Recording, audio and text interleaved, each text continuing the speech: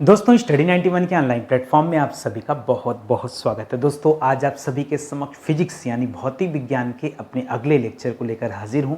आज हमारा 477 नंबर का लेक्चर है। दोस्तों ध्यान से देखा जाए तो आज हमारा 21 नंबर का लेक्चर। अभी तक 20 लेक्चर में मैं आपको फिजिक्स पढ़ा चुका हूं, अभी हमारा 21वें नंबर का लेक्चर है। धीरे धीरे करके दोस्तों अभी तक मैंने आपको कुल 6 विषय पर पढ़ाई किया और उससे संबंधित जो है तथ्य देखा गया। एक एक चैप्टर एक एक विषय को बहुत अच्छे से हम लोगों ने कवर किया, जिसमें प्राचीन भारत का इतिहास, मध्यकालीन भारत का इतिहास और आधुनिक भारत का इतिहास कवर होता है।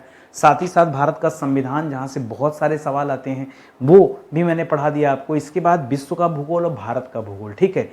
ये कुल मिला के हो जाते हैं 6 विषय। इन सभी को पढ़ने के बाद अब हम अपने 7वें विषय पर हैं, फिजिक्स यानी भौतिक विज्ञान से संबंधित आपकी परीक्षा में कैसे कैसे सवाल पूछे जाते हैं उन्हीं पर चर्चा कर रहे हैं। और उसमें भी हम अपने 21वें लेक्चर पे पहुंच चुके हैं। आज की अगर आप क्लास देखते हैं तो पूरे 14,310 सवाल दोस्तों आज आपके कवर हो जाएंगे। कितने? 14,310। बूंद बूंद से जैसे घड़ा भरता है उसी तरह से जीएस के एक एक सवालों पर हम बहुत अच्छी तरह से चर्चा कर रहे हैं। जो भी हमारा टॉपिक है यह है ऊष्मा का संचरण, ठीक है। और इससे संबंधित बहुत सारे सवाल आपकी परीक्षा में पूछे जाते हैं, तो आइए चर्चा करते हैं, ठीक है। और ये हमारा ऊष्मा के संचरण का भाग 2 है। इसके पहले भी ऊष्मा के संचरण से संबंधित तमाम सवालों को हम लोगों ने देखा है, ठीक है। एक चीज़ और, हमारे पास बहुत सारे ऑनलाइन कोर्स हैं, तो आप एक मौका दीजिए। यदि आपको मेरे ऊपर भरोसा है कि नितिन सर अच्छा पढ़ा पाते हैं, समझा पाते हैं, तो प्लीज़ एक मौका आप जरूर दीजिए और साथ में आप ज्वाइन कीजिए। कम से कम कंप्लीट हिस्ट्री का बैच तो एक बार आप जरूर पढ़िए, ठीक है।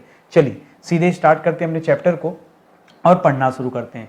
पहला सवाल दे रहा है कि शीशे की छड़ जब भाप में रखी जाती। देखिए इसी तरह के सवाल बहुत बनते हैं, ठीक है। क्या, क्यों, कैसे, इस तरह के सवाल फिजिक्स में बहुत आते हैं। सवाल दे रहा है कि शीशे की छड़ जब भाप में रखी जाती है तो उसके लंबाई और चौड़ाई पर दोस्तों क्या प्रभाव पड़ता है। कौन सी छड़ है? शीशे की छड़ है। और कहाँ रखी जा रही है? जब भाप में रखी जा रही है। भाप कैसा होता है? गर्म होता है, ठीक है। तो उसकी लंबाई पर क्या प्रभाव पड़ता है दोस्तों? याद रखिएगा, लंबाई जो होती है दोस्तों यह बढ़ जाती है, ठीक है। उस शीशे की लंबाई क्या होती है दोस्तों? बढ़ जाती है, किंतु जो चौड़ाई होती है शीशे की वो घट जाती है, ठीक है। अब आप सोच रहे होंगे सर ये कैसे संभव है? बच्चा भी दोस्तों इसीलिए परेशान रहता है, ठीक है, घट जाती है। हमेशा याद रखिएगा, अगर शीशे की छड़ को भाप में रखा जाए तो हमेशा क्या होगा? जो लंबाई है वो बढ़ेगी, लेकिन जो चौड़ाई है वो घटेगी। अब आप सोच रहे हैं कैसे हो रहा होगा सर, दोनों क्यों नहीं बढ़ रहा है? अरे जितना शीशा है उतना है। अच्छा, मैं इसको 1 मिनट के लिए साइड कर दो, ठीक है। मैं कुछ ऐसा बता देता हूं आप जीवन भर नहीं भूलेंगे, ठीक है। ये बताओ, अगर बच्चा खूब मोटा है, तंदुरुस्त है, तो नाटा होगा। जब बच्चा पतला होता है तो ताड़ की तरह बढ़ता है। समझ में आ रहा है ना? जो पतले होते हैं, इंसान जब पतला होगा तभी ना बढ़ेगा जी। तो कुछ अलग से थोड़े आ जाएगा। शीशा की मात्रा जितनी हो तो फिक्स है। अब कोई चीज देखिए, भाप में रखने का मतलब थोड़ा गर्म हो रहा है, तो गर्म होने के बाद चौड़ाई कम होगा तभी तो लंबाई बढ़ेगा। हाँ, कि अलग से कुछ हो जाएगा? दोनों कैसे बढ़ जाएगा? ये तो संभव ही नहीं है, ठीक है। तो इस बात को बहुत ध्यान से समझिएगा। मुझे लगता है अब आपको अच्छे से समझ में आ गया। देखिए एक टीचर का काम क्या होता है? चीज़ों को अच्छे से समझाना, इतने प्रेम से समझाना कि एक एक सवाल का जवाब जो है बच्चा आराम से दे ले, ठीक है। चलिए आगे बढ़ता हूं।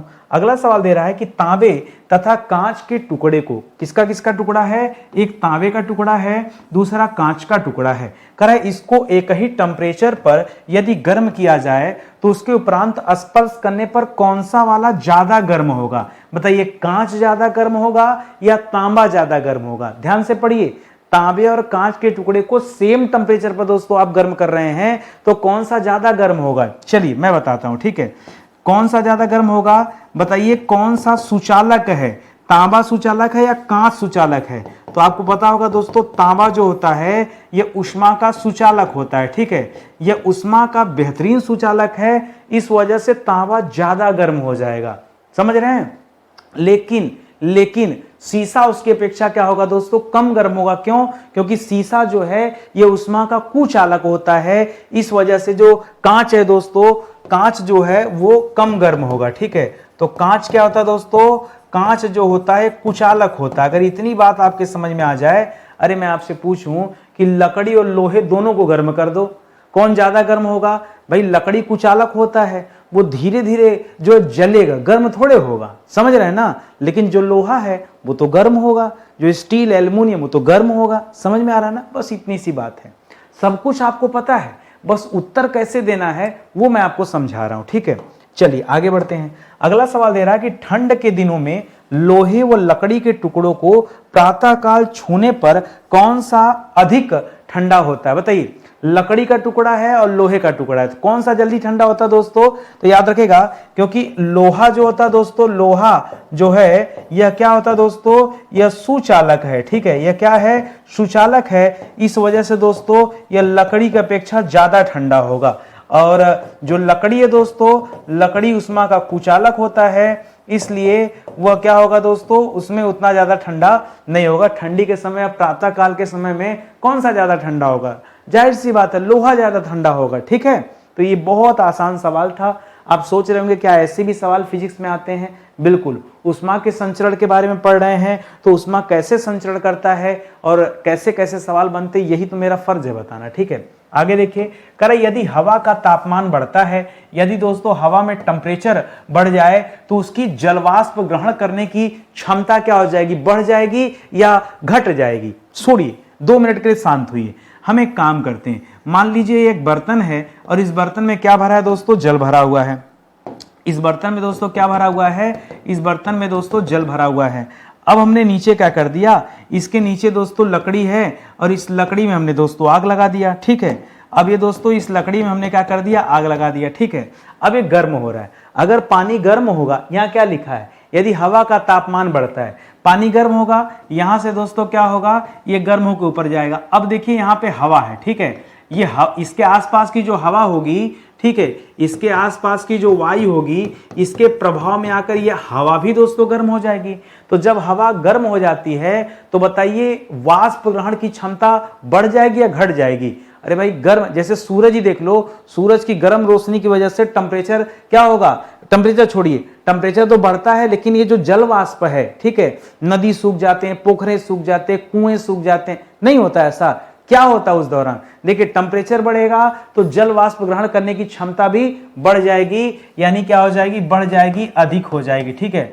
बढ़ जाएगी या अधिक हो जाएगी। क्यों अधिक हो जाएगी, आप देखो ना, इसका एग्जाम्पल देखो, गर्मी के समय में, ठीक है, गर्मी के समय में क्या होता है दोस्तों, गर्मी के समय में नदी सूख जाती है। क्या हो जाती है, नदी सूख जाती है। क्यों सूख जाती है बताइए, क्योंकि टेम्परेचर ज्यादा होने की वजह से उसका जो जल है दोस्तों वो वाष्पीकृत हो जाता है। इस वजह से दोस्तों नदियां सूख जाती हैं, पोखरे सूख जाते हैं, आपके आसपास का जो तालाब झील है वो तक सूख जाते हैं। समझ में आ गया ना। देखिए हर चीज को अपने निजी जीवन से जोड़कर पढ़ेंगे तो फिजिक्स बहुत आसान लगेगा, ठीक है। चलिए आगे बढ़ते हैं। अगला सवाल दे रहा है कि तेज हवा वाली रात्रि में ओस नहीं बनती। देखिए ओस के लिए जरूरी क्या है, हवा नहीं चलनी चाहिए। अगर हवा चल रहा है तो फिर दोस्तों ओस नहीं बनेगा। लेकिन ऐसा क्यों होता है सर, बताइए। अगर हवा नहीं चल रहा है तब तो ओस बनेगा, लेकिन अगर हवा तेज चल रहा है तो ऐसी रात में ओस नहीं बनता। उसका कारण क्या दोस्तों, क्योंकि वाष्पीकरण की दर जो होती है दोस्तों वो अधिक होती है। क्योंकि वाष्पीकरण की दर अधिक होती है। कैसे अधिक होती है दोस्तों, अरे सिंपल सी बात है मेरे भाई, तेज हवा चल रही है, हवा जितना तेज चलेगी, ठीक है, वो वाष्पीकरण उतना ज्यादा होगा। हवा एकदम न चले, वाष्पीकरण होगा ही नहीं। हवा भी ना चले और टेम्परेचर भी जो है बढ़े तो दोस्तों वाष्पीकरण एकदम नहीं होगा। सिंपल सी बात है, ठीक है। तो इस वजह से दोस्तों देखिए, अब मैं इसका एग्जांपल समझो, अगर नहीं समझ में आ रहा है, कपड़ा होता है ना, कपड़ा, अब कपड़ा गीला होता है, उसको छत पे आप डाल देते हैं, ठीक है, कपड़ा सूख जाता है। क्यों, हवा जो चल रहा है। अच्छा हवा चला तो कपड़ा कैसे सूख गया, अरे सर हवा लग, गीला कपड़ा है तो कपड़ा तो सूखेगा ना, नहीं कैसे सूख गया।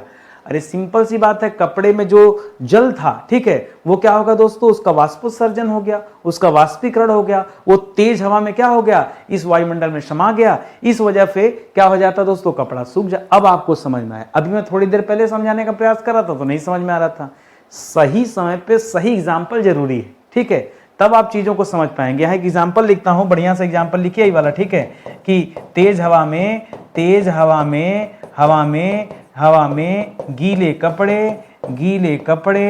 गीले कपड़े जल्दी सूख जाते हैं, ठीक है, जल्दी सूखते हैं। ठीक है, अब तो आपको बहुत अच्छे समझ में आ गया। ठीक है, जानना पड़ेगा आपको। ठीक है, आगे देखिए, कह रहा है एयर कंडीशनर और एयर कूलर के संदर्भ में कौन सा सत्य कथन है। अब आप सोचेंगे कौन सा सत्य कथन है, पहले कथन तो दीजिए। नहीं, आपके परीक्षा में ऐसे 3-4 उटपटांग चीज देगा। ठीक है, अब पहले बात समझिए, एयर कंडीशन का मतलब क्या होता है। एयर कंडीशन का मतलब सीधे सीधे एसी हो जाता है। एयर कूलर का मतलब क्या होता है। एयर कूलर का मतलब ये गरीबों का एसी हो जाता है। भाई हर कोई एसी नहीं लगवा सकता ना। ठीक है, जिसके पास क्षमता है वो लगा सकता है। तो एसी आप जान ही रहे हैं, उसे एयर कंडीशन कहते हैं और कंडीशनर कहते हैं। और एयर कूलर जो हवा देता है आपके घरों में होता है। ठीक है, विद्यार्थी जीवन में भी हो सकता है, ज्यादा गर्मी लगे तो आप कूलर ले सकते हैं। अब इन दोनों में क्या समानता है दोस्तों पहले बताइए, और क्या असमानता है, क्योंकि वहीं से कुछ ना कुछ कथन जो है यहां मिलेगा। ठीक है, तो दोनों याद रखेगा, ये दोनों के दोनों करते क्या है पहले ये समझिएगा। ये दोनों को दोनों जो होते हैं ये तापक्रम नियंत्रित करने का काम करते हैं। क्या करते हैं, तापक्रम। तापक्रम का मतलब क्या हो जाता है दोस्तों, टेम्परेचर। ये टेम्परेचर क्या करते हैं दोस्तों, ये टेम्परेचर कंट्रोल करते हैं। क्या करते हैं, कंट्रोल करने का काम करते हैं दोनों। ठीक है, एसी भी टेम्परेचर कंट्रोल करता है और कूलर। सर कैसे, अच्छा टेम्परेचर ना कंट्रोल करता तो आप अपने कमरे में एसी या कूलर क्यों लगाते हैं। अरे सिंपल सी बात है, बहुत गर्मी पड़ रही, एसी लगाएंगे कुछ तो फर्क पड़ेगा, कूलर लगाएंगे कुछ फर्क पड़ेगा। तो अगर मैंने कह दिया कि दोनों मिलकर टेम्परेचर कंट्रोल करते हैं तो क्या मैंने कुछ गलत कह दिया। या फिर मैं इसी को अपनी भाषा में ये बता दूं कि वायु की गति को नियंत्रित करते हैं। भाई आप देखो, आप खुले आसमान में एसी कूलर तो लगाते नहीं हो, आप कमरे में लगाते हो। क्यों, क्योंकि कमरे में हवा मिल नहीं पाती है। पंखा जितना हवा देता है बेचारा, उससे आप संतुष्ट नहीं है, इसी वजह से आप एयर कंडीशनर या एयर कूलर का इस्तेमाल करते हैं। तो आप कह सकते हैं कि एयर कंडीशनर या एयर कूलर जो होता है यह टेम्परेचर और हवा की गति को नियंत्रित करता है। लेकिन यहां पे लिखेगा जो एसी होता है ये आर्द्रता यानी ह्यूमिडिटी जो होता है दोस्तों उसको भी नियंत्रित करता है, लेकिन कूलर बेचारा नहीं कर पाता है। ठीक है, तो ध्यान दीजिएगा, एसी जो होता है यह आर्द्रता जिसे आप इंग्लिश में क्या कहते हैं, ह्यूमिडिटी कहते हैं। क्या कहते हैं, ह्यूमिडिटी कहते हैं। ठीक है, यह आर्द्रता को भी दोस्तों नियंत्रित करता है। आर्द्रता को नियंत्रित करता कौन, एसी। ठीक है, लेकिन जो कूलर होता है यह आर्द्रता को नियंत्रित नहीं करता। आर्द्रता को नियंत्रित नहीं करता, नियंत्रित नहीं करता। बस, तो आप देखिएगा इसी तरह का कोई एक ऑप्शन मिलेगा जो वहां गड़बड़ होगा या फिर सही गलत आप अपने अनुसार देखिएगा। ये जो चीजें समझाया मैंने, इसी हिसाब से इसी के आसपास घूमता हुआ जो प्रश्न है वो नजर आएगा। आगे देखिए, आजकल एक नया कूलर चल रहा है बड़ा, जो है शादी वगैरह में या जहाँ कहीं पार्टी वार्टी होती वहां पे दोस्तों डेजर्ट कूलर। आजकल लोग डेजर्ट कूलर अपने घर में लगाने लगे। ठीक है, अब डेजर्ट कूलर नाम तो लगता है जैसे थार के रेगिस्तान में रखा हुआ कोई कूलर है ना, लेकिन उसका तात्पर्य दोस्तों यह है कि बहुत जल्दी दोस्तों क्या करेगा, ये चिल्ड कर देगा, कमरा ठंडा कर देगा, आपको और जल्दी सुकून देगा। ठीक है, डेजर्ट कूलर। अब देखिए कह रहा है डेजर्ट कूलर के शीतलन की प्रक्रिया जो होती, ठंडे करने की प्रक्रिया, यह किस पर आधारित होती है। कुल मिला जुला के आप देखेंगे तो नॉर्मल कूलर से डेजर्ट कूलर में क्या अंतर होता है। एक तो साइज में बेचारा बड़ा होता है, ये गलत है। उसके साइज से बहुत ज्यादा फर्क नहीं पड़ता सर, उसकी पत्ती बड़ी होती है उससे भी फर्क नहीं पड़ता। फर्क किससे पड़ता है, वाष्पोत्सर्जन से। उसमें जो पानी भरते हैं ना, लीटर से भी फर्क नहीं पड़ता। ठीक है, उसका जो मोटर होता है वो क्या करता है दोस्तों, वो स्पीड में जो है पानी को ऊपर करता है और उसमें पानी के वाष्पीकरण की जो क्रिया होती है वो सामान्य कूलर से तेज होती, बस इतना ही होता है। इसी कारण वो फटाफट जो है ठंडा करता है। ठीक है, तो लिखिएगा, ठीक है, सामान्य कूलर की अपेक्षा, सामान्य कूलर की अपेक्षा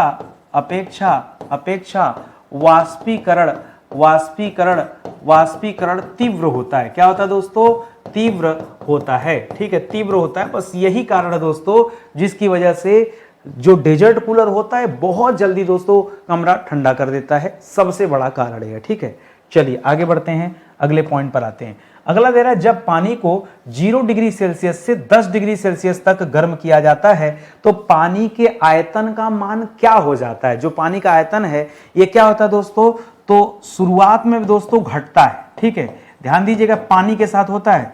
शुरुआत में क्या होता है दोस्तों, शुरुआत में घटता है किंतु बाद में बढ़ता है आयतन जो होता है दोस्तों, किंतु बाद में क्या हो जाता है दोस्तों, बढ़ता है, ठीक है।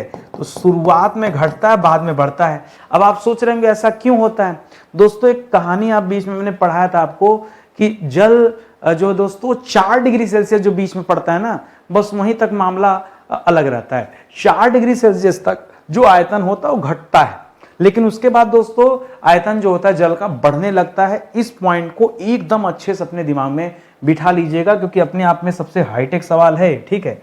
कर अब प्रेशर कुकर में खाना क्यों जल्दी बन जाता है, इसको हम लोग इतने बार पढ़ चुके हैं कि अब मैं परेशान हो जाता हूं ये सवाल देख के, ठीक है। अरे भाई सिंपल सी बात है, प्रेशर कुकर में जो क्वथनांक हो जाता है बढ़ जाता है, ठीक है। अधिक दाब के कारण पानी का जो क्वथनांक होता है बढ़ जाता है, सीधे सीधे लिखिए क्वथनांक बढ़ जाता है, ठीक है।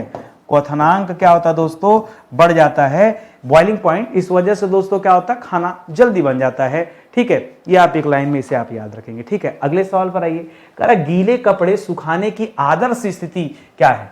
ये देखिए, अभी पीछे मैंने कुछ बताया था कि अगर कपड़ा गीला है तो तेज हवा चले तो फटाक से दोस्तों कपड़ा सूख जाएगा, लेकिन एक आदर्श स्थिति पूछ रहा है। अच्छा एक चीज और बताऊं मैं आपको, गीले कपड़े सुखाने के लिए ह्यूमिडिटी भी जरूरी है। कम ऐसा माना गया कम से कम 20% दोस्तों ह्यूमिडिटी होनी चाहिए, और लगभग जो है 2 चीजें याद रखिएगा, एक तो आर्द्रता जिसे आप ह्यूमिडिटी कह रहे हैं, आर्द्रता कितनी होनी चाहिए दोस्तों, कम से कम 20% आर्द्रता भी होनी चाहिए, और तापमान जो होता है दोस्तों, तापमान, ठीक है, तापमान भी कम से कम दोस्तों 30 डिग्री सेल्सियस के ऊपर जो हो तो दोस्तों एक बेहतर स्थिति बनती है। इसको आप याद रखेंगे, ठीक है। ये कपड़े सुखाने के लिए कम से कम दोस्तों, गीले कपड़े सुखाने के लिए इससे अगर ऊपर रहेगा तो धीरे धीरे कपड़ा सूखने। अब ये नहीं कह रहा है कि कितना जल्दी सुखा देना, ठीक है। अरे भाई बहुत जल्दी सुखाना तो कहेंगे सर 100 डिग्री कर दे क्या, अरे 100 डिग्री सेल्सियस कर दोगे तो कपड़ा फूक जाएगा, जल जाएगा, समझ रहे हैं। अधिकतम दोस्तों इसको लेके जा सकते हैं आप 30 से 60 डिग्री तक, कितना जा सकते हैं, ये मैक्स टू मैक्स कहां तक चल सकता है दोस्तों, ये मैक्स टू मैक्स चल सकता है 60 डिग्री से। अगर इसके भी ऊपर चले जाएंगे ना तो जो आप कपड़ा सुखाने की बात कर रहे हैं वो सूख भी जाएगा और जलने लगेगा। तो जलाना नहीं, आपको सिर्फ सुखाना भर है, इसको अपने दिमाग में रखिएगा। अगला सवाल कह रहा ऊनी कपड़ों के संबंध में कौन सा पॉइंट सत्य है। अब देखिए 4-5 ऊटपटांग का ऑप्शन देगा, उसमें से क्या सही मैं आपको अपने भाषा में समझाता हूं। जो ऊनी कपड़ा होता है वो प्रोटीन का बना होता है, और ऊनी कपड़े कब आप पहनते हो, गर्मी में या ठंडी में, सर ठंडी में पहनते हैं। करता क्या ऊनी कपड़ा, ऊनी कपड़ा पहनने के बाद शरीर गर्म हो जाती, क्यों गर्म हो जाती है, उष्मा क्या करता है दोस्तों, पहले एक एक पॉइंट नोट करिए, ठीक है। ऊनी कपड़े किसके बने होते हैं, प्रोटीन के। इससे संबंधित कुछ ना कुछ देगा पॉइंट, तो उसको आप समझ लीजिएगा, ठीक है। ये प्रोटीन के बने, ठीक है, होते हैं। दूसरा पॉइंट क्या लिखेगा दोस्तों, ठीक है, शरीर को गर्म करते हैं, ठीक है, शरीर को, ये तो बताने वाली बात नहीं है, ठीक है, लेकिन फिर भी आप याद रखिएगा कि जो ऊनी कपड़े होते हैं ये हमारे बॉडी का क्या करते हैं दोस्तों, गर्म करते हैं। और एक चीज और लिखेगा, जो अच्छा ये उष्मा के कुचालक होते हैं, सुचालक होते हैं। देखिए उष्मा के सुचालक होते हैं तो बाहर ठंडा, फटाक से उष्मा अंदर पहुंच जाती है, अंदर भी ठंडा हो जाता। भाई उष्मा का सुचालक होना यही बताता है ना कि किसी चीज को गर्म किए तो पूरा गर्म हो जाएगा, ठंडा किए तो पूरा ठंडा, यही तो है। तो ये उष्मा के सुचालक नहीं कुचालक होते हैं, क्योंकि उष्मा को रोकते हैं। नहीं रोकते हैं तो पता चला बाहर ठंडा अंदर भी ठंडा हो जाता। तो आप कपड़ा इसलिए थोड़े पहनते हैं, ऊनी कपड़े इसलिए पहनते हैं कि शरीर गर्म बना रहे, ठीक है। तो यहाँ पे ध्यान दीजिएगा, यह उष्मा के कुचालक होते हैं। और मैं आपको बताऊं दोस्तों, एग्जाम टाइम में ना बच्चा का दिमाग काम नहीं करता, वो पता नहीं क्या सोच के सुचालक कर देता है। इसको आप बहुत ध्यान से पढ़िएगा, बाद में ना कहेगा कि नितिन सर ने नहीं समझाया था।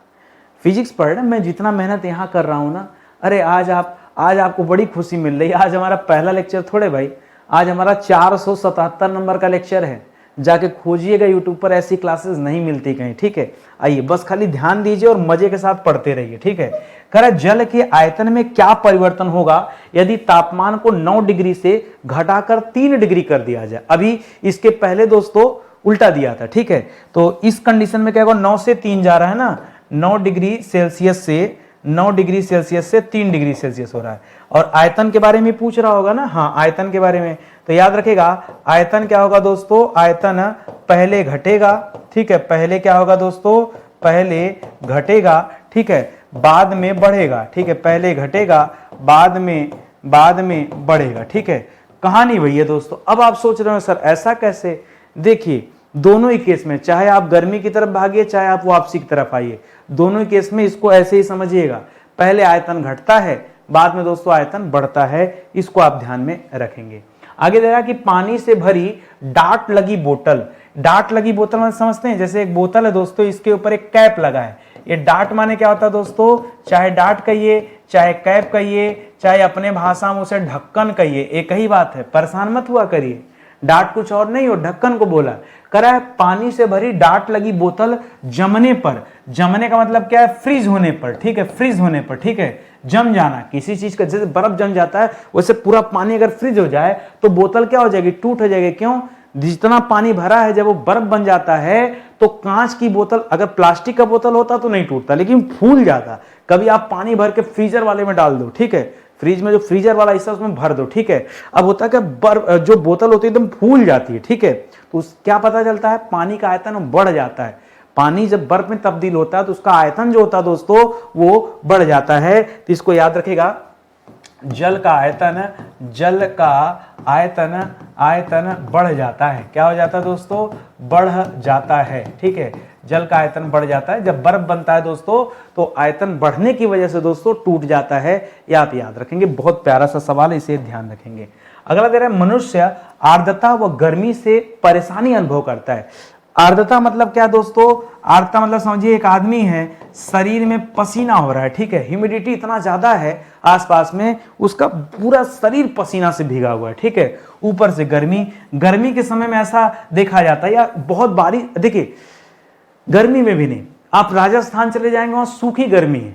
सूखी गर्मी का मतलब क्या है, ह्यूमिडिटी है ही नहीं, आर्द्रता है ही नहीं, तो टेम्परेचर खूब है, खूब टेम्परेचर, गर्मी खूब है लेकिन आर्द्रता नहीं, मतलब शरीर में पसीना नहीं है।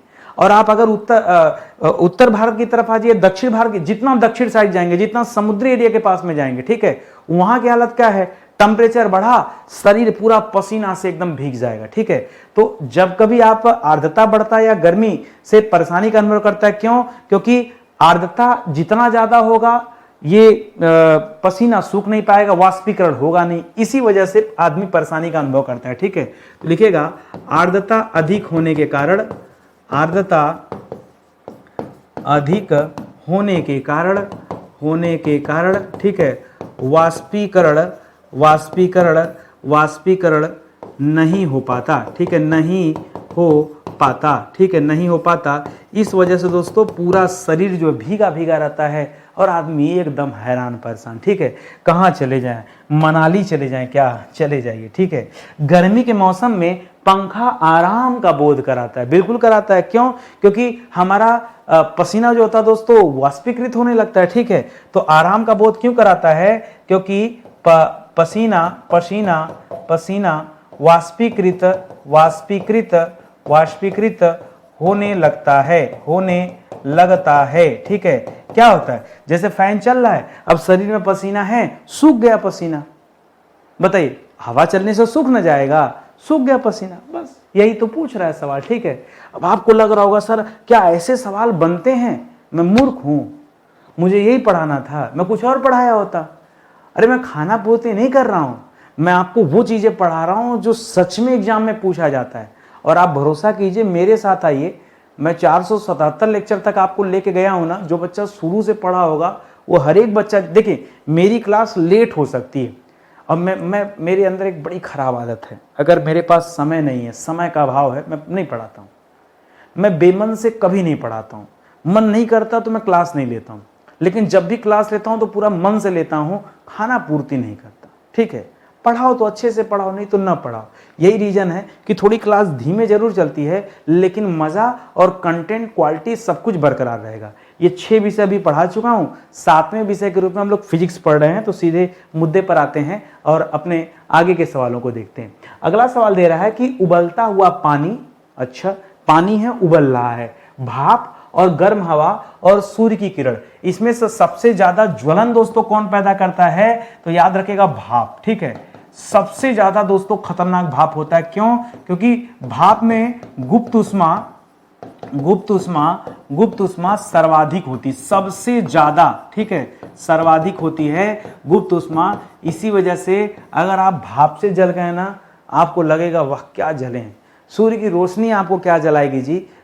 गर्म पानी से आप उतना नहीं जलते हैं जितना भाप से आदमी जल जाता है, ठीक है। क्यों? क्योंकि भाप में गुप्त उष्मा दोस्तों बहुत ज्यादा होती है। इसके बारे में हम पहले भी पढ़ चुके हैं।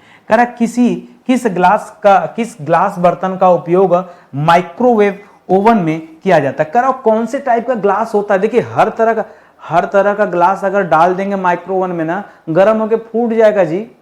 गर्म होके वो जो ग्लास होता है फूट जाता है। सभी तरह का ग्लास मतलब शीशा नहीं डाला जाता है, उसे कहा जाता है बोरोसिलिकेट। क्या बोलते हैं? जो ग्लास यहां यूज किया जाता है माइक्रोवेव में, उसे क्या कहा जाता है? उसे कहा जाता है बोरोसिलिकेट। क्या कहा जाता है? बोरोसिलिकेट ग्लास कहा जाता है, ठीक है। यह एक ऐसा स्पेशल ग्लास होता है जो इसके अंदर क्या होता है? अत्यधिक तापमान सहने की क्षमता होती है, ठीक है। अत्यधिक तापमान सहने की क्षमता दोस्तों ये बोरोसिलिकेट में होता है। इसीलिए इसका यूज हम माइक्रोवेव ओवन में करते हैं, ठीक है। ये समझिएगा, कोई भी ग्लास डालेंगे, डाल के देख लो, ठीक है। थोड़ा बहुत नुकसान करके देख लो, आपको खुद ही समझ में आ जाएगा, ठीक है। तो याद रखेंगे, ठीक है। और ये जो होता है दोस्तों, ये उष्मा का प्रतिरोधी भी होता है, तो इसको भी आप ध्यान में रखेंगे, ठीक है। और देखिए अगला सवाल, अगला दे रहा है कि बुरादे से ढकी हुई बर्फ जल्दी से नहीं पिघलती। नॉर्मल बर्फ अगर कहीं रख देंगे पिघल जाएगी, बुरादे से ढकी हुई बर्फ है तो नहीं पिघलेगी। क्यों नहीं पिघलती? क्योंकि बुरादा जो होता है दोस्तों, यह उष्मा का कुचालक होता है, ठीक है।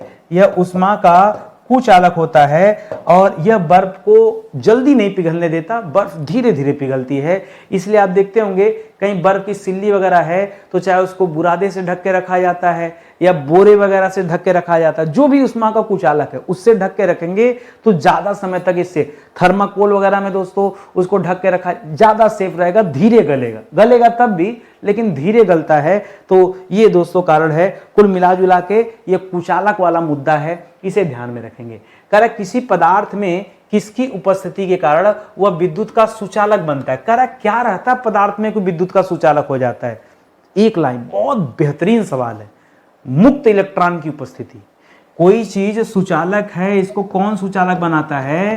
तो याद रखिएगा, उस पदार्थ में मुक्त इलेक्ट्रॉन की उपस्थिति ही क्या बताती है दोस्तों? उसके सुचालक का कारण बनती है, ठीक है। अगर मुक्त इलेक्ट्रॉन है तभी सुचालकता होगी, नहीं तो नहीं होगी। अब कहेंगे सर इलेक्ट्रॉन, प्रोटॉन, न्यूट्रॉन ये कब पढ़ाएंगे? आएगा, केमिस्ट्री का टाइम आएगा तो बताऊंगा जे थॉमसन ने कैसे खोज दिया इलेक्ट्रॉन को, हाँ सब पता चलेगा, ठीक है। चलिए आगे बढ़ते हैं, अगले सवाल पर आते हैं। करक तांबा हो गया, सीसा हो गया, पारा हो गया और जस्ता हो गया। तांबा, सीसा, पारा और जस्ता में से कौन सा उष्मा का सबसे अधिक क्या दोस्तों कुचालक है? क्या है? कुचालक, ठीक है। उष्मा का कुचालक, ठीक है। तो याद रखेगा उष्मा का कुचालक, ठीक है। उष्मा का कुचालक कौन है? अभी पीछे देखा था आपने सीसा।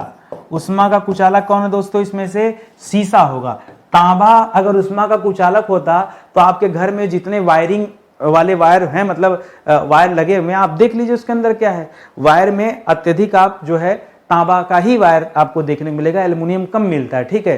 तो तांबा देखने में तांबा तो बहुत अच्छा सुचालक है, तो इस बात को आप जरूर ध्यान में रखेंगे। उसी तरह से पारा भी होता है और जस्ता भी, ठीक है। लेकिन सीसा दोस्तों यहाँ पे नहीं होगा, इस बात को थोड़ा आप जो है अच्छे से समझिएगा।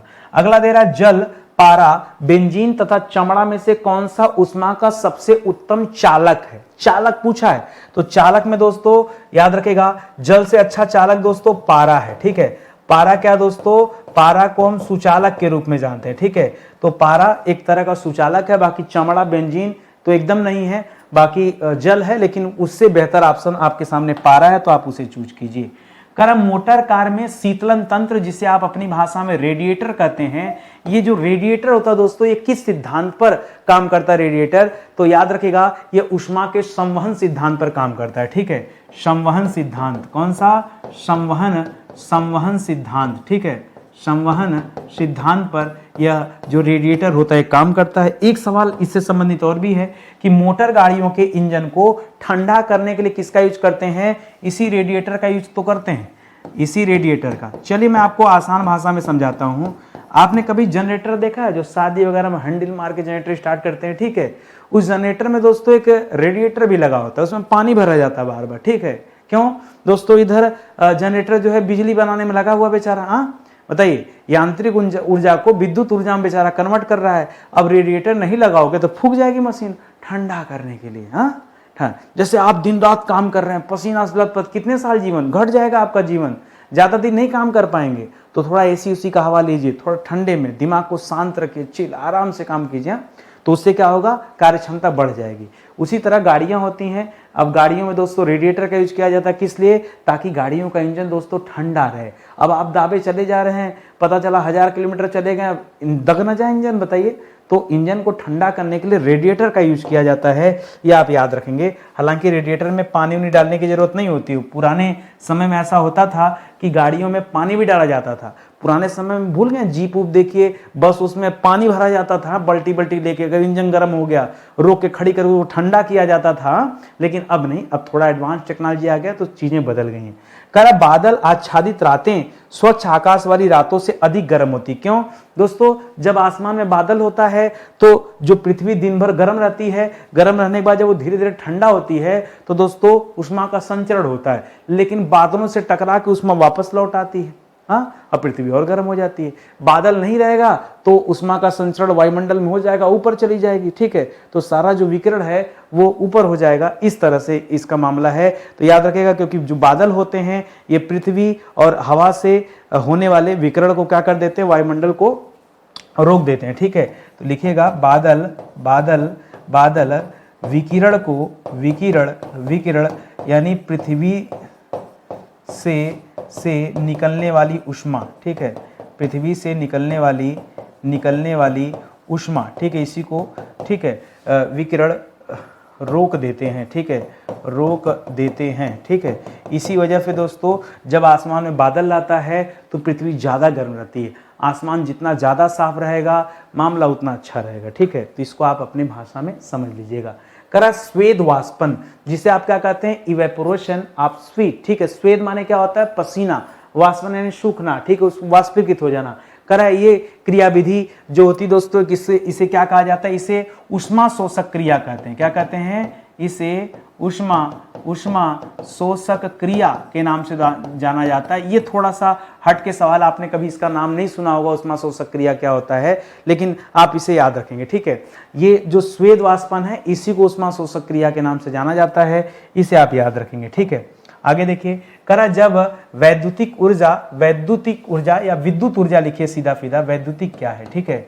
जब विद्युत ऊर्जा गति में परिवर्तित होती तब क्या होता है? कह विद्युत ऊर्जा जब गति में परिवर्तित होती तब क्या होता है? तो देखिए पहली बात तो याद रखेगा, ऊर्जा की हानि नहीं होती, ठीक है? ये एग्जाम में थोड़ा सा घुमा के सवाल देगा। ऊर्जा की हानि नहीं होती। आप जानते हैं दोस्तों, हमें आपको लगता है कि ऊर्जा नष्ट हो रही, लेकिन सही बात है, ऊर्जा कभी नष्ट ही नहीं होती, वो सिर्फ एक रूप से दूसरे रूप में परिवर्तित होती। ऊर्जा कभी नष्ट नहीं होती, ठीक है? ऊर्जा संरक्षण का नियम भी तो ही बताता है, ऊर्जा संरक्षण का नियम, ठीक है? ऊर्जा संरक्षण का नियम क्या कहता है? ये नियम दोस्तों यही बताता है ना कि ऊर्जा कभी नष्ट नहीं होती, ठीक है? वो सिर्फ एक रूप से दूसरे रूप में बदल जाती है। ये अलग बात है कि हम उसे भांप नहीं पाते हैं, समझ नहीं पाते, लेकिन किसी न किसी रूप में दोस्तों ऊर्जा जो है चेंज होती है, इसे आप ध्यान में रखेंगे। कह रहा रेफ्रिजरेटर मतलब क्या हो गया? फ्रिज। रेफ्रिजरेटर का सीधा सीधा अर्थ क्या दोस्तों? फ्रिज से, ठीक है? कह रहा फ्रिज के दरवाजे को कुछ घंटों के लिए अगर खुला छोड़ दिया जाए तो कमरे के तापमान पर क्या प्रभाव पड़ेगा? अरे वो फ्रीज है, एसी थोड़े है कि जैसे एसी से ठंडी ठंडी हवा निकलती तो कमरा भी ठंडा हो जाएगा। कमरा ठंडा होने की बजाय कमरा गर्म हो जाएगा, ठीक है? क्या हो जाएगा दोस्तों? कमरा गर्म हो जाएगा। कुछ लोग ऐसा दिमाग लगा सकते हैं कि उनके घर में फ्रिज हो तो सोचे कि इसका डोर खोल दें, क्योंकि फ्रिज तो ठंडा करता ही है, ये पूरा कमरा ठंडा कर देगा। नहीं, कमरा आपका गर्म हो जाएगा, ये हमेशा ध्यान दीजिएगा। ऐसा जो है प्रैक्टिकल मत अपने घर पे कीजिएगा, ठीक है? तो इसको जरा आप विशेष रूप से समझिएगा। करा थर्मस बोतल की दीवारों पर किसकी परत थर्मस की जो बोतलें होती है जिसके अंदर गर्म चीजें गर्म, ठंडी चीजें ठंडी बनी रहती हैं, उसमें किसकी परत चढ़ी होती है दोस्तों? तो याद रखेंगे सिल्वर की। ठीक है, सिल्वर यानी रजत, रजत यानी चांदी अपने भाषा में। ठीक है, चांदी की दोस्तों परत चढ़ी होती है जो गर्म को गर्म और ठंडे को ठंडा रखने का प्रयास करता है, इसे ध्यान देंगे। करेक्ट। क्रायोजेनिक तापमान क्या होता है? तो क्रायोजेनिक तापमान आप समझ सकते हैं जो न्यूनतम तापमान होता है, ठीक है, उसी को क्या कहते हैं? नहीं, न्यूनतम मत लिखिए तो परम शून्य ताप पे चले जाएंगे। ठीक है, आप लिख लीजिए अति न्यून ताप, कम से कम जो होता दोस्तों उसको भी ये क्रायोजेनिक इंजन संबंधित है। ठीक है, अति न्यून ताप। ठीक है, अति न्यून तापमान। अब कभी कभी आता है कितना, तो याद रखेगा -150 डिग्री सेल्सियस से कम। ठीक है, कितना? कम से कम कितना दोस्तों? -150 डिग्री सेल्सियस से कम तापमान जो होता है उसी को क्रायोजेनिक तापमान के नाम से जाना जाता है, इसको आप याद रखेंगे। करेक्ट। क्रायोजेनिक इंजन जो होता दोस्तों, ये इंजन क्या काम करता है? ये इंजन जो होता दोस्तों, ये अति न्यून ताप, लिखिएगा अति न्यून ताप वाले जितना भी अति न्यून ताप है दोस्तों, ठीक है, ताप पर भरे गए जो ईंधन है, अति न्यून ताप पर भरे गए ईंधन, ठीक है, अति न्यून ताप पर भरे गए ईंधन का सहजता से उपयोग, आसानी से उपयोग, ठीक है, आसानी से उपयोग, ठीक है, आसानी से उपयोग, ठीक है, यही क्या है दोस्तों? ये क्रायोजेनिक इंजन करता है, उसका नाम ही क्रायोजेनिक इंजन है। क्रायोजेनिक का मतलब क्या है? मिनिमम टेम्परेचर पर। ठीक है, और इंजन क्या काम करता है? उस टेम्परेचर को, उससे जो भी ईंधन आप ले रहे हैं उसको यूज करने की व्यवस्था बनाता है। तो इसको आप अपनी भाषा में याद रखेगा। तो सवाल और जवाब ये आप दोनों सीखिए कि कैसे है। मैं कोई ऑप्शन नहीं देता, जानबूझ के ऑप्शन नहीं देता कि धीरे धीरे जो है चीज़ें आपकी तैयार होने लगेंगी। ठीक है, मैं सिर्फ आपसे यही कहना चाहता हूं कि आप एक मौका दीजिए, हमारे पेड कोर्स को ज्वाइन कीजिए, बहुत आनंद आएगा, बहुत आराम से मैं आपको सिखा समझा पाऊंगा।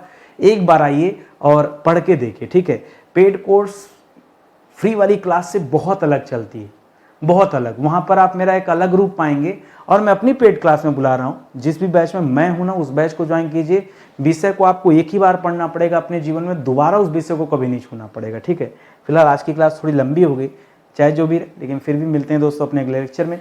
तब तक के लिए बहुत बहुत धन्यवाद आप सभी का। ये हमारा नया एप्लीकेशन है, सारी क्लासेज इसी पे चलती हैं, स्टडी 91 ऑफिशियल, बीच में फोटो लगी मिलेगी, तो इसे आप डाउनलोड कर लीजिए और तैयारी अपनी कीजिए। कोई दिक्कत परेशानी, हमारा हेल्पलाइन नंबर है, व्हाट्सएप पे मैसेज दीजिए, टीम हमारी कनेक्ट हो जाएगी, हर संभव प्रयास करेगी आपकी जो है समस्याओं के समाधान करने का। ठीक है, तो मिलते हैं अगले लेक्चर में, तब तक के लिए धन्यवाद।